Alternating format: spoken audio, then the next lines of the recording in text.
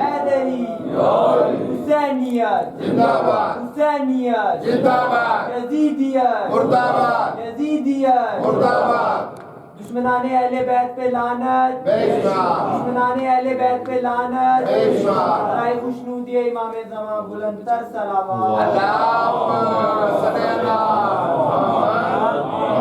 محمد فاتحہ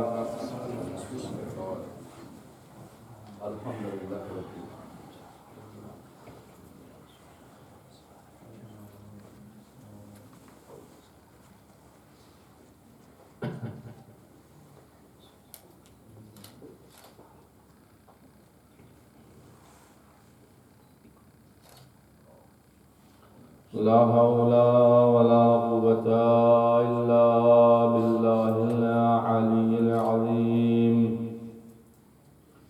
أعوذ بالله من الشيطان اللعين الرجيم بسم الله الرحمن الرحيم الحمد لله رب العالمين والعاقبة للمتقين والنار للعاصين ثم الصلاة والسلام على أشرف الأنبياء والمرسلين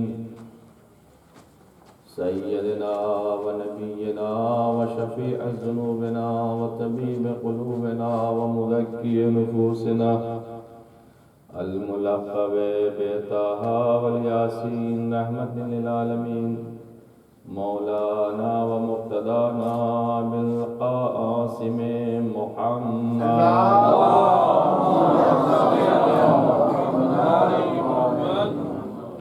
وعلى أخيه علي بن أبي طالب الذين سبقوا علما للإسلام وعلى بنته فاطمة الزهراء سيدة نساء العالمين وعلى سبطيه الحسن والحسين سيد شباب أهل الجنة ومن ذرية الحسين عليه الصلاة والسلام ولعنة الله على أعدائهم أجمعين من ليلنا إلى قيام يوم الدين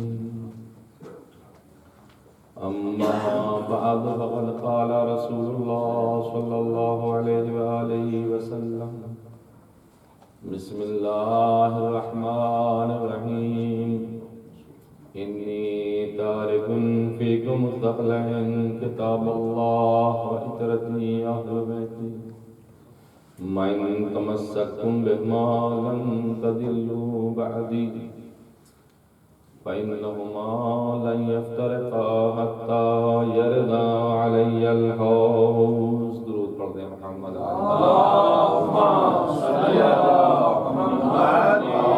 محمد تذکرہ اہل بیت علیہ السلام کا اور قرآن کریم کا ہے کہ پیغمبر اسلام نے ایک نسخہ ہمیں دیا ہماری فلاح اور بہبودی اور کامیابی اور کامرانی کے لیے کہ میں تمہارے درمیان دو گراں قدر چیزیں چھوڑے جا رہا ہوں، ایک قرآن ہے اور دوسرے میری اطاعت اہل بیت علیہ السلام ہے۔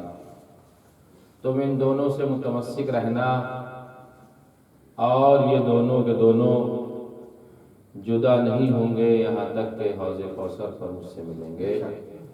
یہ فرمان ہے پیغمبر اسلام کا، اور آپ نے ایک نسخہ ہدایت، ایک مشعل راہ ہم سبھی کو چلتے چلتے بتا کر کے گئے ہیں کہ آج کا مسلمان اگر حقیقت میں قرآن اور اہل بیت سے متمسک ہو جائے تو جو یہ در بدر کی ٹھوکریں کھا رہا ہے یہ ٹھوکریں کھانا بند ہو جائیں گی۔ مسلمان جو اس زمانے میں ادھر سے ادھر ہر ایک کے سامنے ہاتھ پھیلا رہا ہے، اور اپنے ہی مسلم بھائی کو صفحہ ہستی سے مٹانے کے لیے غیر مسلموں کا سہارا لے رہا ہے، یہ سب ذہنی خباثتیں ختم ہو جائیں گی اگر قرآن اور اہل بیت کا سہارا لے لیا تو۔ دیکھیے عزیزان گرامی، مسئلہ بس اتنا سا ہے کہ ہم قرآن کو سمجھیں اور اہل بیت کی عظمتوں کو پہچانیں کہ عظمت اہل بیت کیا ہے اور قرآن کیا ہے۔ قرآن کی عظمتوں میں اور قرآن کے بارے میں جو احادیث میں نازل ہوا ہے وہ اتنا ہے، اور آپ کو اہل بیت علیہ السلام سے روایات بھی مل جائیں گی، خود پیغمبر اسلام کی بھی روایات مل جائیں گی کہ جناب سلمان سے کہتے ہیں، یا سلمان علیک بقراءۃ القرآن، سلمان تمہارے اوپر یہ لازم ہے کہ تم قرآن مجید کی تلاوت کیا کرو، قرآن مجید کی تلاوت کیا کرو۔ فإن قراءته کفارۃ للذنوب، جو انسان قرآن مجید کی تلاوت کرتا ہے تو اس کے گناہ خداوند عالم دھو دیتا ہے اور اس کے گناہ ختم ہو جاتے ہیں۔ قرآن کے لیے اور بھی جگہ خود قرآن مجید میں بھی ملا کہ جتنا بھی ممکن ہو سکو اتنی قرآن مجید کی تلاوت ضرور کیا کرو، فقرؤ ما تیسر من القرآن، جتنا بھی ممکن ہو سکے قرآن مجید کی تلاوت کیا کرو۔ آج کے زمانے کا جوان اور نوجوان، مرد ہو یا خواتین، بزرگ ہوں یا چھوٹے، جوان ہوں یا نوجوان، جو بھی ہیں وہ قرآن سے زیادہ اپنا وقت آئی پیڈ اور آئی فون کی دنیا میں زیادہ لگاتے ہیں۔ آئی فون اور آئی پیڈ میں گھنٹوں بسر ہو سکتے ہیں، لیکن قرآن مجید کی 5 منٹ کی تلاوت ایک آج کے مومن کو برداشت نہیں ہے۔ نہ معلوم کتنے تو مومن ایسے ہوں گے کہ جنہوں نے سالہ سال ہو گیا ہوگا اور قرآن کو کھولا بھی نہیں ہوگا۔ نہ معلوم کتنے امت مسلمہ میں ایسے افراد ہوں گے کہ جن کے گھروں میں قرآن تو ہوگا لیکن آج تک اس قرآن مجید کی تلاوت نہیں کی گئی ہوگی، اور کتنے افراد ایسے ہوں گے کہ 10 منٹ نہیں گزرتے ہیں کوئی آئی پیڈ اور آئی فون گھر میں آ جائے، یہاں تک کہ بچے بھی اتنے ماہر ہو جاتے ہیں کہ اس کے اندر جتنے سسٹم اور سیٹنگ ہے سب کے اوپر وہ عبور حاصل کر لیتے ہیں۔ کبھی آپ نے یہ ملاحظہ فرمایا کہ ایسا کیوں ہے، ایسا ہو کیوں رہا ہے اور سبب کیا ہے؟ دیکھیے سارے معاملات دلچسپی کے اوپر ہیں۔ ہمیں جس چیز سے دلچسپی ہے اس کے ہم ماہر ہو جاتے ہیں، جسے ہم چھوڑ دیتے ہیں اس سے جاہل رہ جاتے ہیں۔ بڑی سیدھی سی بات ہے، اس میں کوئی نہ پیچ و خم ہے اور نہ اس کے اندر کوئی اٹھان ہے نہ اتراؤ ہے، وہ اتنا ہے کہ اپنی دلچسپی کے اوپر بات ہے۔ ہم نے جس گھرانے میں جنم لیا اور جس گھرانے میں پیدا ہوئے اور جس گھرانے میں پل رہے ہیں بڑھ رہے ہیں، ہمارے جو بچے ہیں وہ اسی اعتبار سے اس گھرانے میں پلتے ہیں جو ہمارے بزرگوں کا ماحول ہوتا ہے۔ ملاحظہ فرما رہے ہیں آپ؟ یعنی سب کچھ ذمہ داری جو ہے وہ بچوں کی اگر ذمہ داری بنتی ہے تو وہ بزرگوں کے اوپر بنتی ہے۔ جیسا بزرگ کریں گے ویسا ہی بچے کریں گے۔ اس کی میں مثال بہت ہی آسان سی آپ کی خدمت میں دے دوں۔ تاریخ اسلام آپ پڑھیے، پہلی بات تو میں آپ کو بتا دوں کہ یہ انٹرنیٹ کی جو دنیا ہے یہ کوئی موثق نہیں ہے، یہ بھروسے مند نہیں ہے۔ سمجھ رہے ہیں آپ؟ کوئی چیز واٹس ایپ پہ آ گئی، وائبر پہ آ گئی، ای ایم او پہ آ گئی، کوئی چیز ای میل پہ آ گئی، کوئی چیز فیس بک پہ آ گئی، تو یہ کوئی ضروری نہیں ہے کہ جو چیز آ رہی ہے وہ معتبر ہی ہو۔ سمجھ رہے ہیں آپ؟ کوئی ضروری نہیں ہے۔ آج کل 35 سے 40 ہزار سائٹیں تو صرف پاکستان میں اہل تشیع کے خلاف چل رہی ہیں، جو ہماری کتابوں کا غلط واسطہ دے کے ڈال دیتے ہیں اور کہتے ہیں دیکھیے آپ ہی کی کتابوں میں لکھا، اور جب ہم کتابوں کو تلاش کرتے ہیں نہ وہ صفحہ ملتا ہے نہ وہ چیز ملتی ہے۔ ملاحظہ فرما رہے ہیں آپ کتنا اہل تشیع کے خلاف اس زمانے میں کام چل رہا ہے، یا مسلمانوں کے خلاف کتنا کام چل رہا ہے۔ لفظ عمومی آپ کی خدمت میں پیش کر دوں، کلی مسلمانوں کے خلاف جو کام چل رہا ہے پوری دنیا میں، وہ ایسا چل رہا ہے کہ انہی کی کتابوں سے حوالہ دے کر ایک بات ڈال دی جس کا نہ سر ہے نہ پیر ہے، سمجھ رہے ہیں آپ، اور وہ ڈال دیا آپ کی کتابوں میں ہے۔ آج کے بھولے بھالے مسلمان کو اتنا ٹائم کہاں کہ وہ کتاب کو خریدے، کتاب میں جا کے پڑھے، کتاب کے صفحے کو دیکھے، بس اس کے پاس تو اتنا ٹائم ہے کہ جلدی سے دوستوں کو فارورڈ کر دو تاکہ سب کو پتہ چل جائے۔ اب جب وہ فارورڈ ہو جاتا ہے تو دلیل بن جاتا ہے کہ دیکھو انٹرنیٹ پہ آیا ہے، واٹس ایپ پہ آیا ہے اور وائبر پہ آیا ہے۔ لہذا جوان بھائی اور بچے اور نوجوانوں سے، ماں بہنوں سے، سبھی سے گزارش یہ ہے کہ ہر میڈیا پہ آنے والی چیز صحیح نہیں ہوتی، اس لیے کہ جنگ صفین میں اور جنگ نہروان میں بھی میڈیا پہ ایک چیز آ رہی تھی جو اس زمانے کی میڈیا تھی کہ نیزوں پہ قرآن کو بلند کر لیا۔ بھئی توجہ چاہ رہا ہوں، ملاحظہ فرمایا آپ نے، قرآن کو نیزوں پہ بلند کر لیا۔ اس زمانے کے نیزے میڈیا کا کام کرتے تھے، اس زمانے کی فوج میڈیا کا کام کر رہی تھی نا، اور علی سے کہہ دیا۔ علی کے جو ساتھی تھے، مولا کے جو ساتھی تھے، وہ کہنے لگے مولا یہ دیکھیے قرآن اٹھائے ہوئے ہیں۔ مولا نے آواز دیا کلمۃ الحق یراد بہ الباطل، قرآن تو حق ہے لیکن اس سے یہ باطل کی مراد لے رہے ہیں۔ اور اس کے بعد امام نے بھی ایک جملہ اور ارشاد فرمایا، کہتے ہیں کہ قرآن ابھی ان کے حلق میں پھنسا ہوا ہے، جس دن ان کے دلوں میں اتر جائے گا محبت علی پیدا ہو جائے گا۔ ملاحظہ فرمایا آپ نے، اس زمانے کی میڈیا دیکھی کتنی فاش تھی، تھا تو قرآن ہی نازل گرامی، تھا تو حق، لیکن اس کو استعمال کرنے کا طریقہ غلط تھا۔ علی بھی کہہ دیتے ہاں قرآن ہے، چلو اسے فیصلہ کر لو۔ ملاحظہ فرمایا آپ نے، تو میڈیا کے یہ کام ہوا کرتے ہیں، بہت ہی سوچ سمجھ کے اور سنبھل کے ہمیں اس کے بارے میں قدم اٹھانا ہے۔ جتنا پروپیگنڈا میڈیا کر دے گی اور جتنا میڈیا آگے چل کے آپ کو سند کے طور پر پیش کرے گی، اس طریقے سے بولتے ہیں، پیش کرتے ہیں کہ جیسے قرآن کی آیت ابھی نازل ہو رہی ہو اور انہی کے اس ماہوارے پہ نازل ہو رہی ہے، اس چینل کے اوپر نازل ہو رہی ہے کہ جس کا سیدھا تعلق حضرت جبرائیل سے ہے غالباً۔ ملاحظہ فرما رہے ہیں اتنے وثوق اور بھروسے کے ساتھ۔ تو ایک مومن، فراست المومن کیا ہے کہ مومن اپنے نور سے دیکھتا ہے، یہ حدیث میں ہے، مومن شعور رکھتا ہے، مومن عقل رکھتا ہے، اس کو چہار چوب سے دیکھتا ہے، چاروں طرف سے دیکھتا ہے۔ تو لہذا عزیزان گرامی، یہ جو خبریں آتی رہتی ہیں، یہ جو حدیثیں فارورڈ ہوتی رہتی ہیں، یہ جو مسائل آتے رہتے ہیں، ضروری نہیں ہے کہ یہ سارے آنے والے صحیح ہوں۔ ممکن ہے کوئی دشمن ہو اسلامی اعتبار سے اور وہ ہمیں استعمال کر رہا ہو، لہذا سب کا فرض یہ بنتا ہے کہ اپنے عالم دین سے پہلی ہی فرصت میں رجوع کر لیں۔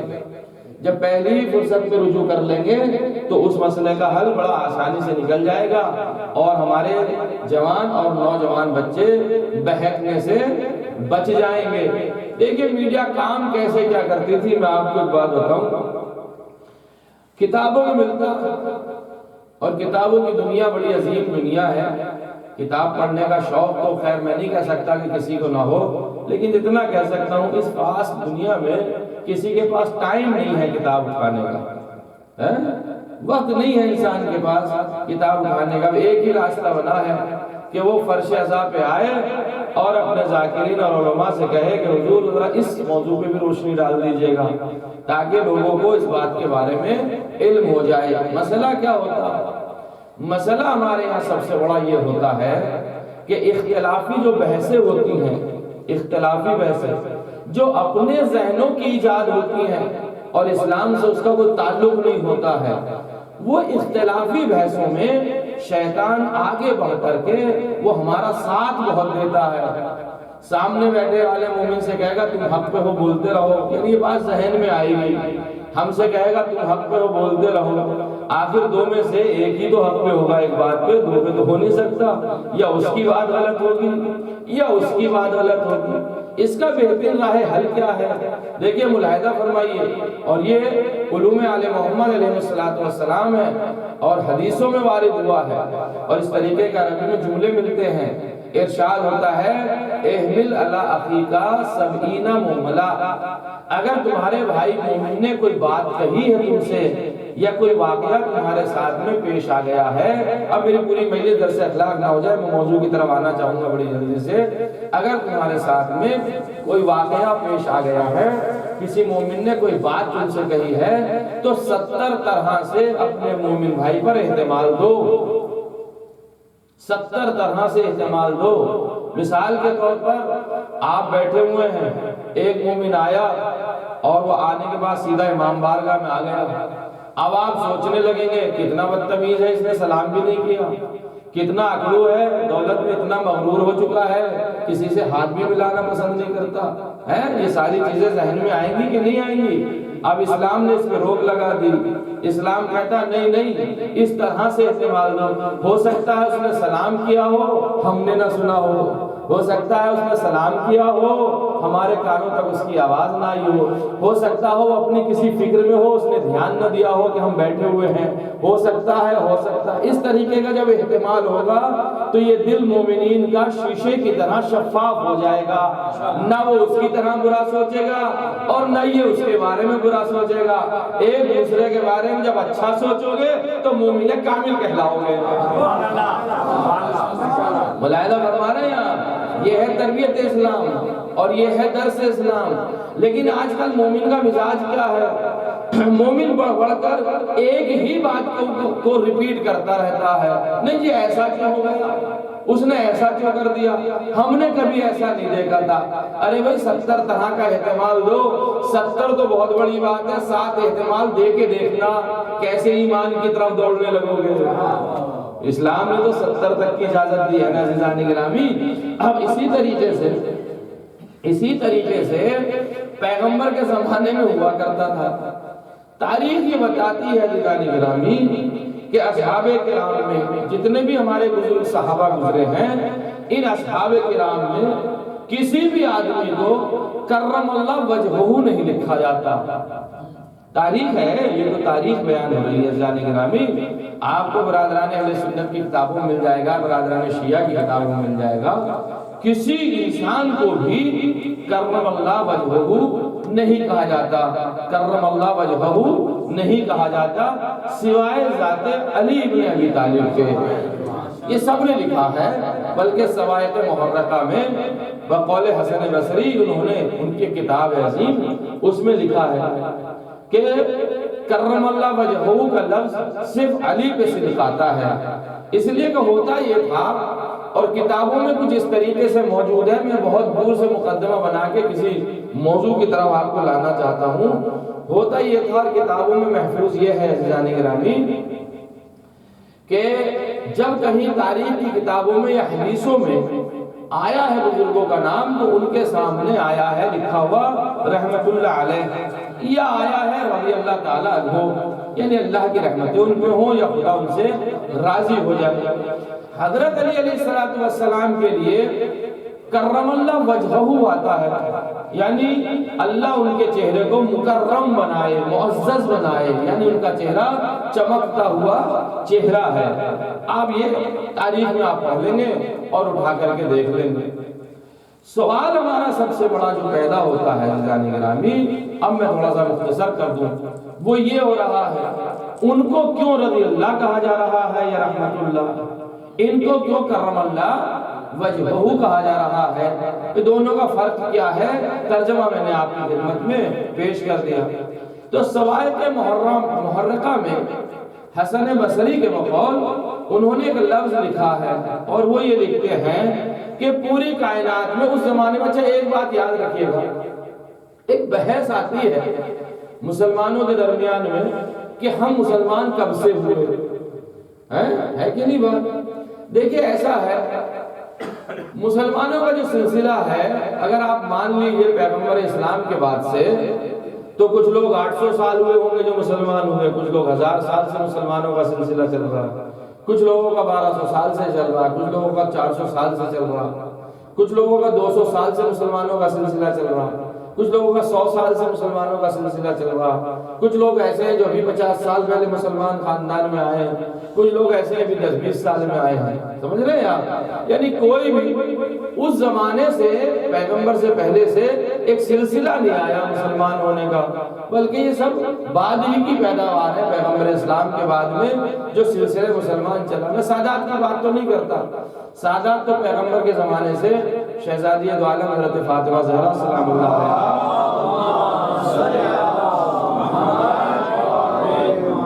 ان کے بچوں کے ذریعے سے ایک سادات کا سلسلہ چلا۔ کل دستر خان پہ بھی یہاں ایک بات چل رہی تھی نظر امام میں کہ سادات کا سلسلہ کہاں سے چلا اور کیسے چلا، یہ ایک پرانی بحث ہے عزیزان گرامی۔ بہرحال سادات کے سلسلے میں ملتا ہے کہ ہم سادات علوی سے لے کر کے اور سادات رضویہ تک یا سادات تقوی اور سادات نقوی بعض افراد حالانکہ ابھی دیکھنے میں آئے نہیں ہیں، یہ جو سادات کا سلسلہ چل رہا ہے تو جو جس امام کی اولاد سے ہے، سمجھ رہے ہیں، جو جس امام کی اولاد سے ہے اس کی طرف اس کی نسبت ہے۔ مثال کے طور پر کوئی امام حسین علیہ السلام کی اولاد سے، وہ تو سبھی ہم امام حسین کی اولاد سے ہیں، جتنی بھی سادات آئے گی آخر تک وہ ساری کی ساری اولاد امام حسین ہے۔ جس طریقے سے اولاد فاطمہ زہرا سلام اللہ علیہا ہے آخر تک، اسی طریقے سے سادات حسینی ہے ساری سادات۔ لیکن پھر بھی ایک فرق یہ ہوا، جتنے امام آتے رہے جیسے جیسے امام آئے، جیسے ہمارے امام زین العابدین علیہ السلام، تو ہمارے چوتھے امام کے زمانے سے جو سادات چلی ہے وہ یا تو عابدی سادات ہے، امام کی طرف نسبت دے دی گئی ہے، یا زیدی سادات ہے جو جناب زید شہید ان کے بیٹے تھے، امام زین العابدین کے جو سب سے بڑے بیٹے تھے 5ویں امام کے بعد میں، وہ جناب زید شہید تھے۔ جناب زید شہید کی جو ولادت ہوئی، کہاں سے کہاں میں چلا گیا، بات آگئی تو میں اس کو بھی بتاتا چلوں، انشاءاللہ بات رہے گی تو کل کی مجلس میں پرسوں میں پھر پوری ہو جائے گی۔ زید شہید کی ولادت وسادت جو ہوئی تھی وہ سن 80 ہجری میں ہوئی تھی، سمجھ رہے ہیں آپ؟ سن 80 ہجری میں، جو چوتھے امام کے بیٹے تھے زید، ان کی ولادت 80 ہجری میں ہوئی تھی اور 122 ہجری میں ان کی شہادت ہوئی تھی۔ تاریخ یہ بتاتی ہے کہ بہت ہی عالم و فاضل اور اہل بیت کے گھرانے کے بہت عظیم شخصیت تھی ان کی۔ امام ابو حنیفہ نے ان کے ہاتھوں میں بیعت کی تھی، امام ابو حنیفہ نے ان کے ہاتھوں میں بیعت کی تھی۔ خلیفہ بنی امیہ نے جب یہ دیکھا کہ امام ابو حنیفہ نے ان کے ہاتھوں میں بیعت کر لی ہے اور پورا لشکر جناب زید شہید کے ساتھ میں کر دیا ہے، تو اپنے دربار میں بلایا، یہ تاریخ لکھتی ہے، اور اپنے دربار میں بلانے کے بعد میں آواز دیا، آج سے ہم تمہیں امام اعظم کا لقب دیتے ہیں۔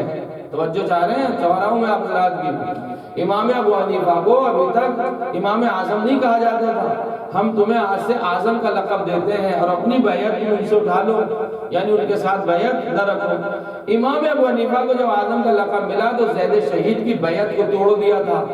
سرزمین کوفہ میں کتنے ہزار آدمیوں نے جناب زید کے ہاتھوں میں جو بیعت کی تھی، یہ عراق کا ایک شہر ہے کوفہ، جو لوگ جا چکے وہ بہتر جانتے ہیں، جتنے لوگوں نے بیعت کی تھی امام ابو حنیفہ کے کہنے سے انہوں نے بیعت توڑ دی تھی۔ تو امام جناب زید شہید نے ایک جملہ کہا تھا، یہ اے کوفے والو رافضتمونی، تم نے مجھے چھوڑ دیا ہے۔ یہ لفظ رافضی وہاں سے بھی چلا ہے، جو یہ کہا جاتا ہے یہ وہاں سے بھی چلا ہے۔ جناب زید شہید کے لیے بنو امیہ والے جو ہیں وہ خلاف ہو گئے تھے، لہذا جناب زید شہید کو شہید کرا دیا تھا۔ ان کے 4 بیٹے تھے، سمجھ رہے ہیں آپ، ان کے 4 بیٹے تھے۔ یہ جتنی سادات زیدی آپ کو پوری دنیا میں ملے گی سادات زیدی، وہ جناب زید شہید سے ہے، سمجھ رہے ہیں آپ، اس لیے کہ جناب زید کی طرف ہے۔ ان میں بہت سی اولادیں ایسی بھی ہیں، وہ بہت تفصیل ہوگی، میں اس لیے اس میں نہیں جا رہا۔ اس میں بہت سی اولادیں ایسی بھی ہیں جو عابدی کہلاتی ہیں، انہوں نے ڈائریکٹ اپنا نسبت جو ہے وہ امام زین العابدین علیہ السلام سے دی ہے، اس لیے عابدی کہلاتے ہیں۔ سادات باقری جو ہیں، جو 5ویں امام کے علیہ السلام کی نسل سے آگے بڑھے ہیں، انہوں نے اپنے آپ کو باقری لکھنا شروع کر دیا۔ امام جعفر صادق کی نسل سے جو لوگ آگے بڑھے ہیں سادات میں، انہوں نے اپنے آپ کو جعفری لکھنا شروع کر دیا۔ اب جعفری 2 معنی میں استعمال کیا جاتا ہے، ایک معنی میں تو جعفری وہ استعمال کیا جاتا ہے جو سادات جعفری ہیں، وہ اپنے آپ کو کہتے ہیں جعفری، یعنی ہم 6 امام کی اولاد سے ہیں۔ ایک جو شیعہ ہیں، مومنین ہیں، انہوں نے اپنے آپ کو جعفری کہنا شروع کر دیا. کیوں؟ اس لیے کہ فقہ اور اسلامی دور جو مسئلے مسائل کا دور تھا، اتنا آسان کر دوں گا بچوں کے لیے، وہ ہمارے چھٹے امام کے زمانے سے زیادہ چلا ہے، اور فقہ جعفری ہماری چھٹے امام کے زمانے سے زیادہ آئی ہے. وہ کوشش ہمارے چھٹے امام کی ہے، کسی مجلس میں انشاءاللہ میں آپ کی خدمت میں پیش کروں گا. تو کچھ جعفری تو وہ ہیں جو فقہ کی وجہ سے جعفری کہلاتے ہیں، وہ سادات میں نہیں ہیں، اور کچھ جعفری وہ ہیں جو سادات جعفری میں ہیں. لہذا جو فقہ کی وجہ سے جعفری کہلاتے ہیں، انہیں اپنے آگے یا آگے پیچھے کچھ لگانا چاہیے، خان کر کے یا سردار کر کے یا جس خاندان سے ہیں، تاکہ سادات جعفری اور فقہ جعفری کے ماننے والوں میں اشتباہ نہ ہو جائے.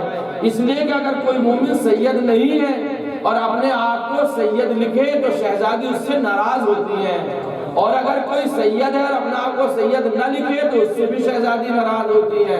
یہ ہے فلسفہ عزیزان گرامی ملاحظہ فرمانے. اسی طریقے سے کاظمیوں کا سلسلہ چلا ہے، امام موسیٰ کاظم کی طرح منسوب ہے. اسی طریقے سے امام رضا کا سلسلہ چلا. امام محمد تقی یعنی نویں امام اور امام علی نقی علیہ السلام کی زیادہ تر اولاد جو ہے وہ رضوی کہلاتی ہے. اس کا ایک فلسفہ ہے کیوں رضوی کہلاتی ہے، وہ آج کی بحث میں نہیں آؤں گا، میرا وہ موضوع رہ جائے گا. درود پڑھتے محمد والے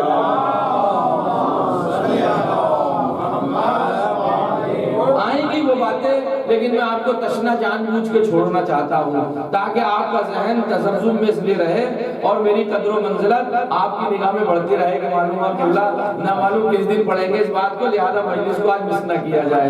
اور یہ ہے ضرور میں پڑھوں گا انشاءاللہ. آپ کا جوش، جذبہ، ولولہ، آپ کی محبتیں، میں بہت شکر گزار ہوں آپ حضرات کا، لیکن میں بہت ہی چھوٹا سا ایک جاہل سا طالب علم ہوں، جو میرے ذہن میں ہے وہ آپ کی خدمت میں اسے عرض کر دیتا ہوں. بحث یہ چل رہی تھی کرم اللہ وجہہ اور رضی اللہ تعالی عنہ، یہ مسئلہ ہے. تو اب عزیزان گرامی سوال یہ پیدا ہوتا ہے انہیں کیوں تو کرم اللہ وجہہ کہا جاتا ہے اور انہیں کیوں رضی اللہ تعالی عنہ کہا جاتا ہے؟ تو یہ برادران اہل سنت کے ایک بہترین مصنف ہیں، انہوں نے کتاب لکھی ہے، سمجھ رہے ہیں آپ، صواعق محرقہ. اس میں انہوں نے یہ لکھا ہے کہ ہر ایک آدمی کائنات کے اندر کسی نہ کسی وجہ سے یا کسی نہ کسی نے بچپنے میں، نوجوانی میں، جوانی میں، بزرگوں میں، بڑھاپے میں ضرور اسلام لانے سے پہلے بتوں کا سجدہ کیا ہے. تو جنہوں نے بتوں کا سجدہ کیا ہے انہیں رضی اللہ لکھا جاتا ہے. ملاحظہ فرما رہے ہیں آپ، یہ وہ لکھتے ہیں. اور جسے کرم اللہ وجہہ کہا جاتا ہے اس نے اپنی زندگی کے عمر میں ایک لمحے کے لیے بھی بتوں کا سجدہ نہیں کیا.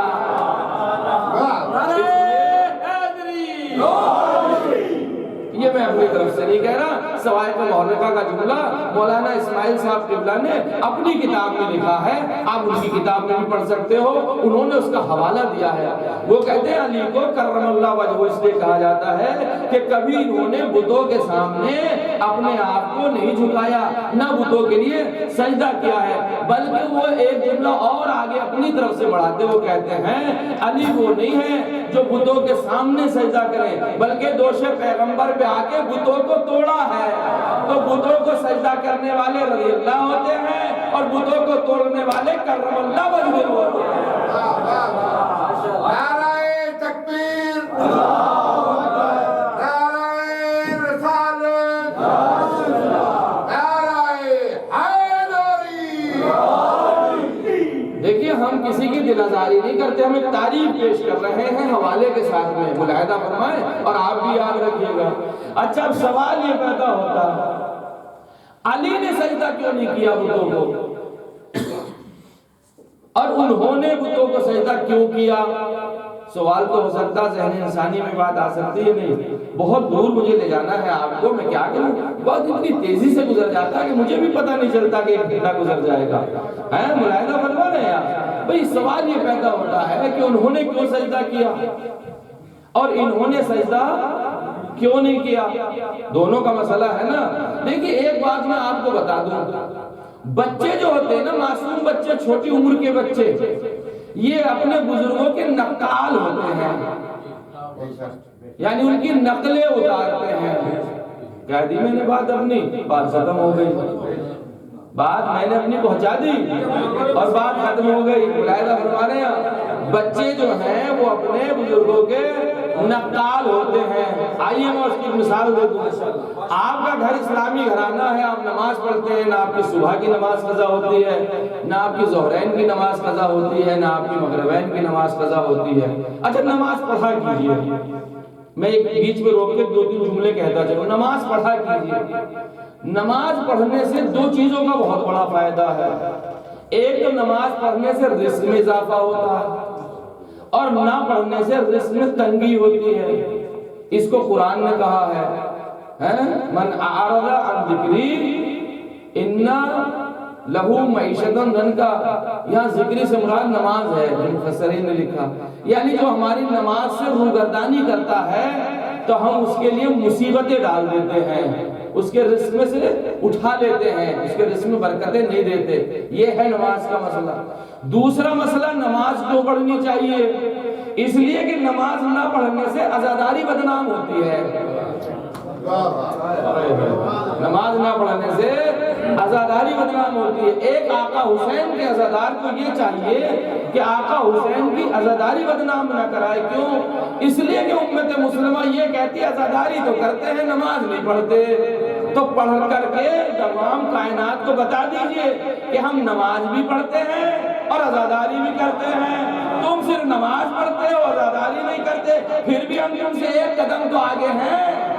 قاعدہ فرما رہے ہیں آپ۔ اور اسی نماز کی ایک خاطر اور سن لیجئے اس کی فضیلت۔ جنگ صفین ہے، جنگ صفین کی جب 9 دن اور 9 راتیں گزر گئیں، ملاحظہ فرما رہے ہیں آپ، 9 دن اور 9 راتیں گزر گئی، حالانکہ جنگ صفین تقریباً 1 سال چلی ہے، رک کے ٹھہر کے تھوڑی آگے ہو گئے۔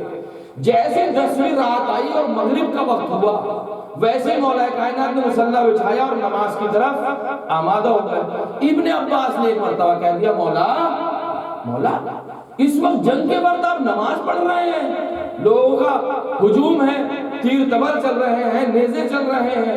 اب مولا کو اور ہمیں آپ کو اس جگہ پہ کیا کہنا چاہیے تھا؟ میں تو اول وقت نماز پڑھتا ہوں۔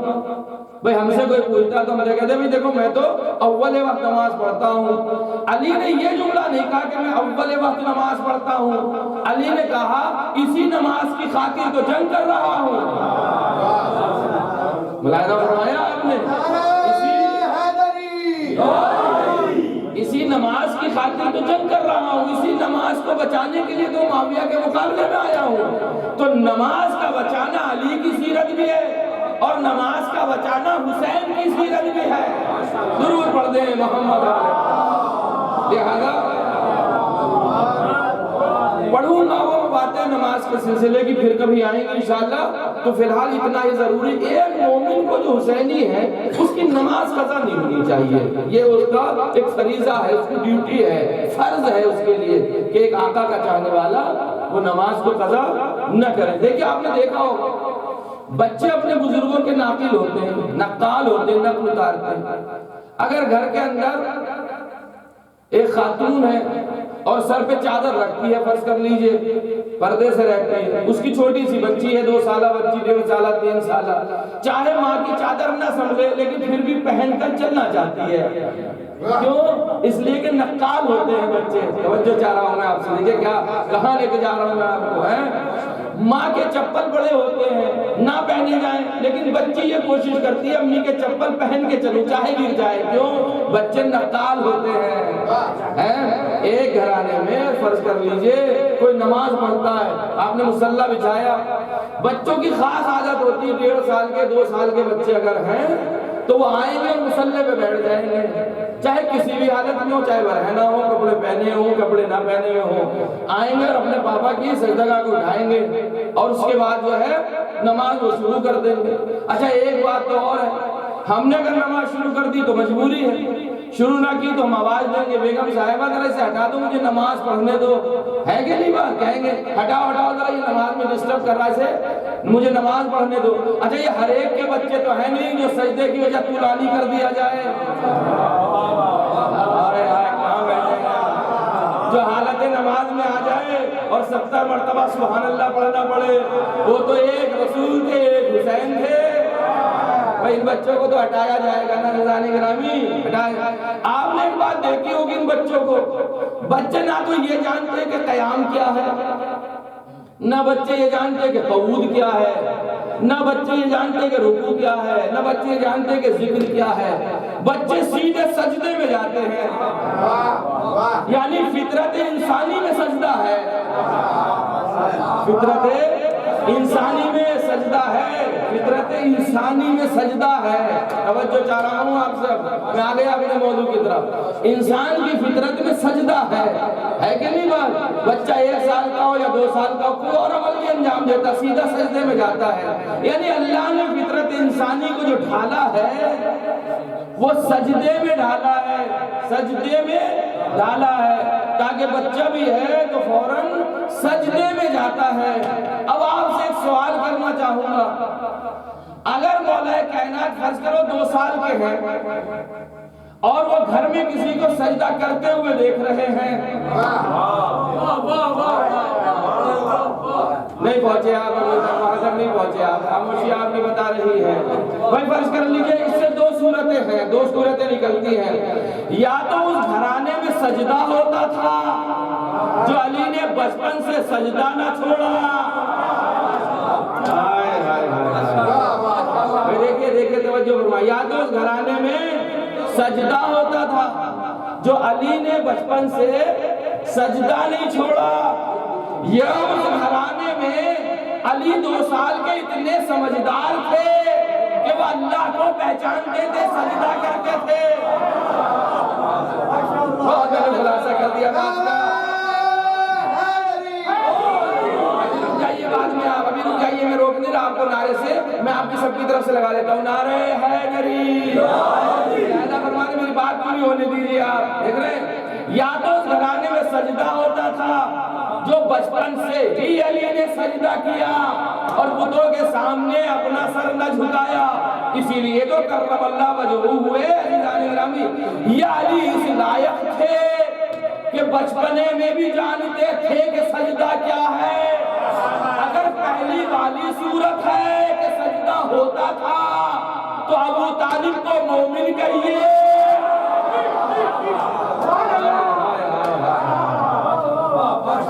اور اگر دوسری والی صورت ہے کہ علی اس لائق تھے کہ سجدے کو سمجھتے تھے تو علی کو بچپن سے امام مانیے۔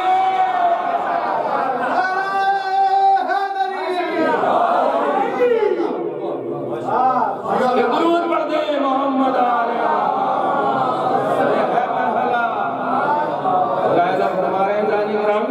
یہ ہے مرحلہ، ملاحظہ تو فرمائیے، دیکھیے تو صحیح، پہنچیے تو وہاں تک کہ مسئلہ کیا ہے۔ تو عزیزو کرم اللہ وجہہ اس لیے تو کہا جاتا ہے۔ اب آپ دیکھیے، ایک طرف قرآن اور ایک طرف اہل بیت کرم اللہ وجہہ انہیں اس لیے کہا جاتا۔ اب دوسری چیز اور واضح کر دوں اور یہیں پہ روکوں گا، کل انشاءاللہ آگے میرا بیان بڑھے گا، بھی میرے پاس میں وقت ہے۔ سنیے، مسئلہ سب سے بڑا یہ ہے قرآن کو سمجھنے کا اور اہل بیت علیہ السلام کو سمجھنے کا۔ سب سے بڑا مرحلہ یہ ہے کہ ہم اپنی کوالیفیکیشن بتانا چاہتے ہیں، ہم کتنے پڑھے ہوئے ہیں۔ کسی کو اعتراض ہے؟ بھائی آپ نے ماسٹر کیا، پی ایچ ڈی کیا ہے، آپ پروفیسر ہیں، آپ اپنی ڈگریاں کسی کو بتائیں تو ہم تو اپنی کوالیفیکیشن بتا رہے ہیں نا، اپنا تعلیمی نصاب بتا رہے ہیں، سامنے والے سے کیا مطلب ہے؟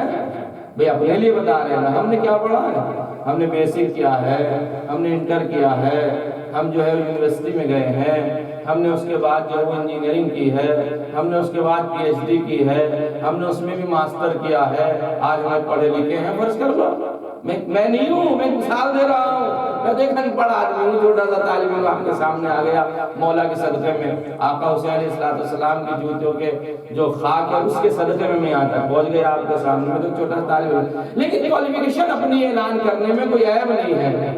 ہم میں اور امت مسلمہ کی تعلیمی نصاب میں ایک فرق ہے، ہم نے 273 سال تک معصوم سے پڑھا ہے،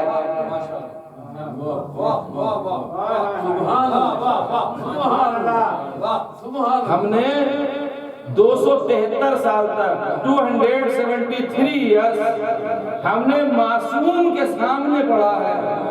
امت مسلمہ نے صرف 23 سال پیغمبر سے پڑھا ہے.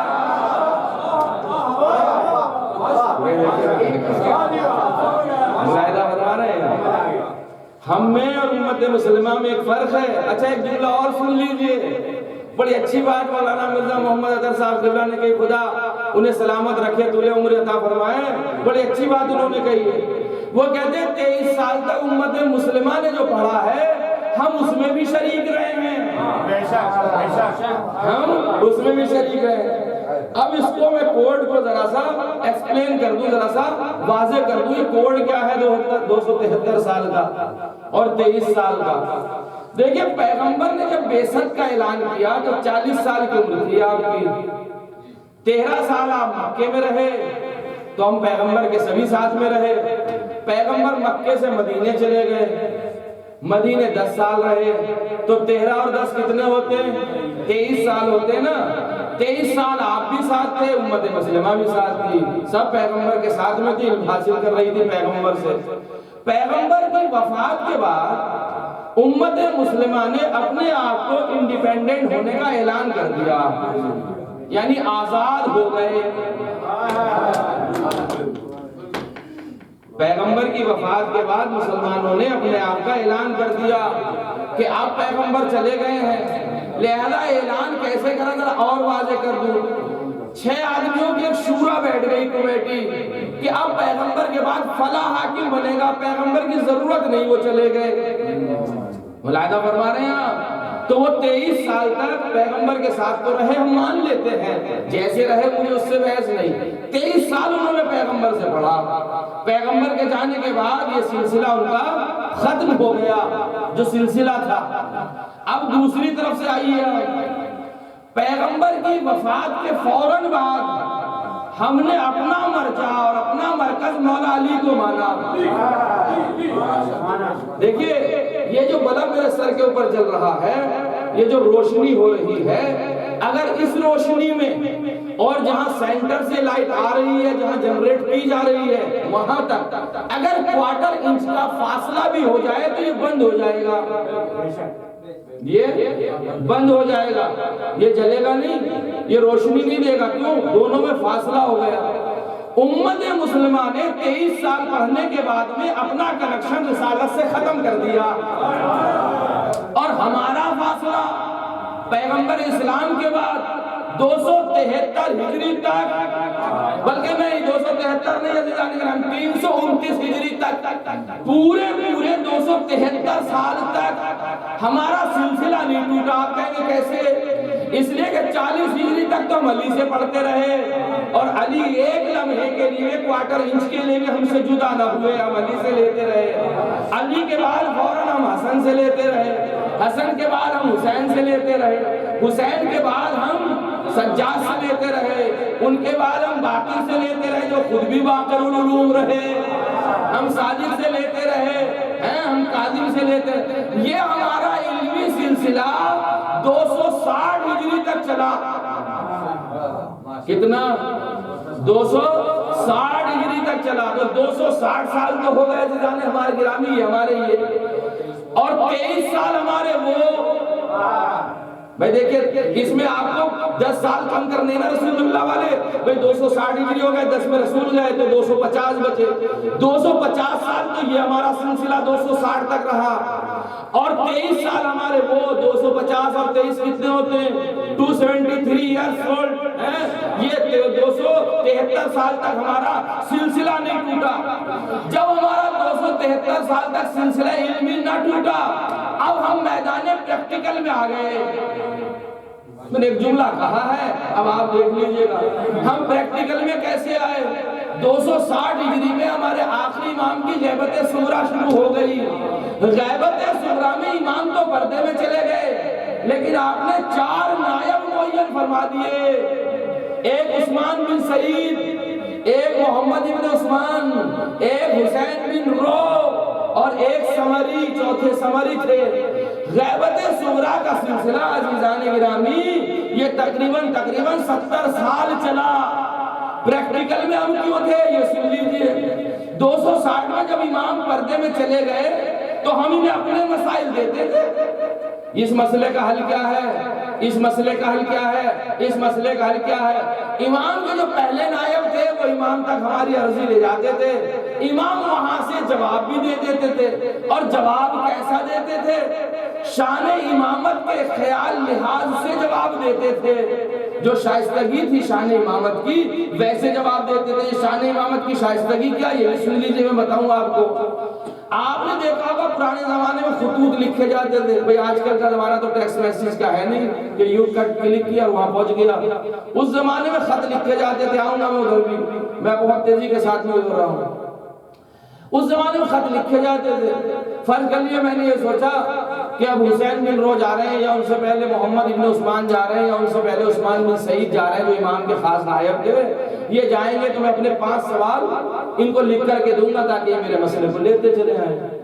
اب اس زمانے میں خط و کتابت لکھی جاتی تھی، خط و کتابت ہوتی تھی، کاغذ پہ لکھتے تھے، جس چیز پہ بھی لکھتے تھے۔ اب آدمی جب لکھنے بیٹھتا، آپ نے دیکھا اگر 10-12 چیزیں ہیں، 2-4 چیزیں ہیں تو وہ 2-4 تو بھول ہی جاتا، 2-4 لکھ دیتا۔ فرض کرو کسی آدمی نے 5 سوال سوچا تھا امام سے 5 سوال کروں گا میں، اور اس نے 4 سوال لکھ کے بھول ہی گیا کہ مجھے کیا لکھنا ہے، اور وہ چلا بھی گیا 4 سوال لے کر کے۔ ملاحظہ فرمایا آپ نے، جب وہ 4 سوال لے کر کے چلا گیا تو امام علیہ السلام نے اس کے 4 سوال کا جواب لکھ دیا، اور نیچے ایک لائن اور بڑھا دی، تم 5واں سوال بھولے ہوئے تھے، اس کا جواب یہ ہے۔ یہ ہے شان امامت عزیزان گرامی، ملاحظہ فرما رہے ہیں آپ، اسے کہتے ہیں امام۔ تو یہ سلسلہ ہمارا پریکٹیکل میدان میں 70 سال چلتا رہا، آگے آپ یہاں تک 70 سال تک ہمارا یہ سلسلہ چلتا رہا۔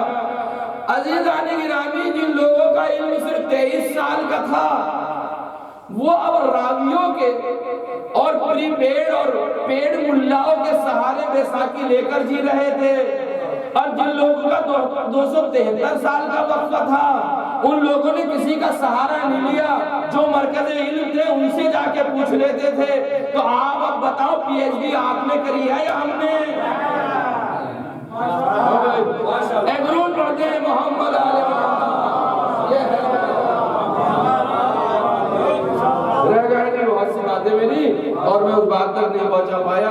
کل کی آگے مجلس پڑھے گی یا پرسوں کی، تو اس میں آپ کی خدمت میں عرض کروں گا کہ یہ سلسلہ فقہ ہمارے پاس آیا تو کیسے آیا، سمجھ رہے ہیں آپ؟ یہ علوم آل محمد آئے تو کیسے ہمارے پاس تک آئے، کن کن پہروں سے گزر کے آئے، قرآن کی اہمیت ہے تو کیا ہے، بس پیغمبر کا وہی قول اور پیغمبر نے جو ارشاد فرمایا۔ میں 2 گراں قدر چیزیں چھوڑے جا رہا ہوں، ایک قرآن ہے اور ایک اہل بیت ہے۔ اہل بیت قرآن سے جدا نہیں ہے، قرآن اہل بیت سے جدا نہیں ہے۔ عزیزان گرامی، سب